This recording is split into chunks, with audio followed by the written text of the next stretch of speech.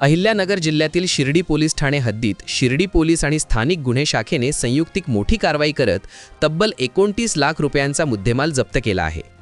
केंद्र सरकारकडून प्रतिबंधित करण्यात आलेल्या मांगूर माशांचा ट्रक पोलिसांनी पकडला आहे।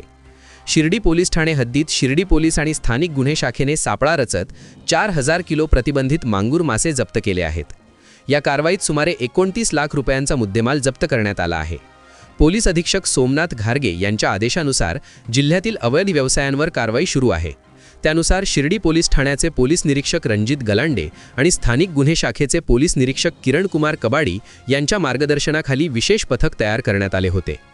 गुप्त माहितीच्या आधारे नगर मनमाड महामार्गावरील निमगाव बायपास येथे सापळा रचण्यात आला। पश्चिम बंगाल क्रमांकाचा ट्रक WB25M523 ताब्यात घेऊन तपासणी केली असता ट्रकमध्ये प्रतिबंधित मांगूर मासे आढळून आले। ट्रकमधील 4 आरोपी पश्चिम बंगाल येथील असल्याचे निष्पन्न झाले असून हे मासे मुंबईकडे विक्रीसाठी नेले जात असल्याची माहिती चौकशीत उघड झाली आहे। यानंतर ट्रक शिर्डी पोलीस ठाण्यात आणून मत्स्य विकास अधिकाऱ्यांकडून खात्री करण्यात आली असता ते मासे प्रतिबंधित असल्याचे स्पष्ट झाले।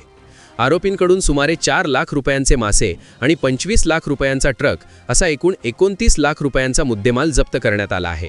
जप्त केलेले मासे कायदेशीर प्रक्रिया पूर्ण करून नष्ट करण्यात आले। या प्रकरणी शिर्डी पोलीस ठाण्यात मत्स्य व्यवसाय विकास अधिकारी प्रतीक्षा पाटेकर यांच्या फिर्यादीवरून भारतीय न्याय संहिता 2023 अंतर्गत गुन्हा रजिस्टर नंबर 160/2025 कलम 223, 275 आणि 35 प्रमाणे गुन्हा दाखल करण्यात आला असून पुढील तपास सुरू आहे।